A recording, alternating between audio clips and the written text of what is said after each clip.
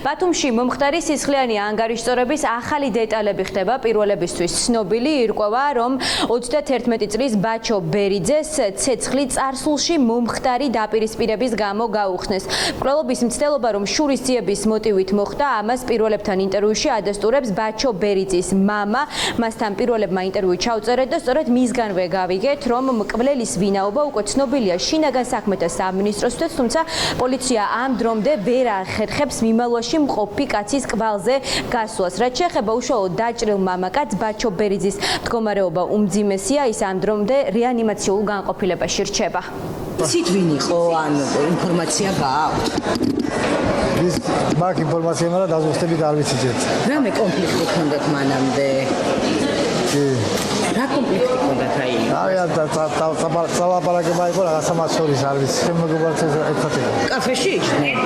მუქრობა ერთმანეთში ჰქონდა რა სალაპარაკება და არაფერი არ ყოფილა პირდაპირ ჩამოვალი სროლა პირდაპირ. ჩამოიარა?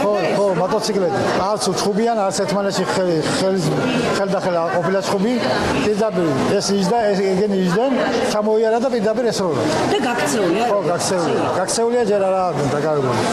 პოლიციას აქვს ეს ინფორმაცია ვინ არის სავარაუდოდ? კი, ყველაფერიც. არასტაბილური მდგომარეობაა. Დიდი თქვენოსია რა იცი. 7 ხო ის ამბობენ. 4-5 დღე აქვს მონახული. ერთი კიდე არ ამოუღიან ჯერ შიგნით აქ. ასეთ მდგომარეობაშია ნასამართლები და ციხეშიც დაიზომია ეს. დაჭრაზე. ხო, მაგ პაციენტი შემოვიდა მრავლობითი ჭრილობებით, რომლებიც შემავალი იყო როგორც უნკედის ჯგუფში, ასევე მუსლის ჯგუფში. მრავლობითი დაზიანებები იყო ნაწლავების, მოხდა მათი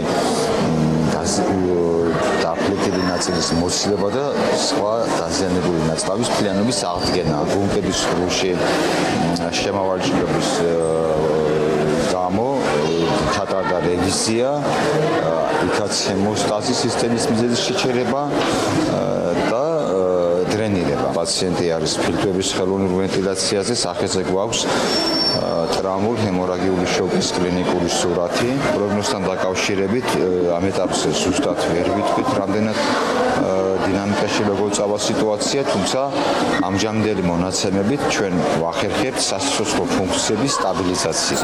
პრესამსახურს რაზე თქვენ სად იყავით ქუჩაში შეიარაღებული ხალხი რო დარბოდა? სად იყავით ქუჩაში რო შეიარაღებული ხალხი დარბოდა? თქვენ სად იყავით? ბაჩო ბერიძეს ცეცხლი ბათუმში ფიროსმანის ქუჩაზე მდებარე კაფეში გაუხსნეს. დანაშაული ჩადენილია ათობით მოწმის თანდასწრებით, მათ შორის სამეთვალყურეო კამერების შემოგარენში მდებარეობს აღნიშნული ლოკაცია. პოლიციას უკვე ამოღებული აქვს აღნიშნული ვიდეო კამერები და ისინი ცდილობენ ახლა ტრაექტორიის დადგენას, როგორ მიიმალა შემთხვევის ადგილიდან სავარაუდო დამნაშავე 12 გასროლა მოახდინეს ბაჩო ბერიძის მიმართულებით და მას მთელს ხელზე უმძიმესი დაზიანებები აქვს მიღენებული.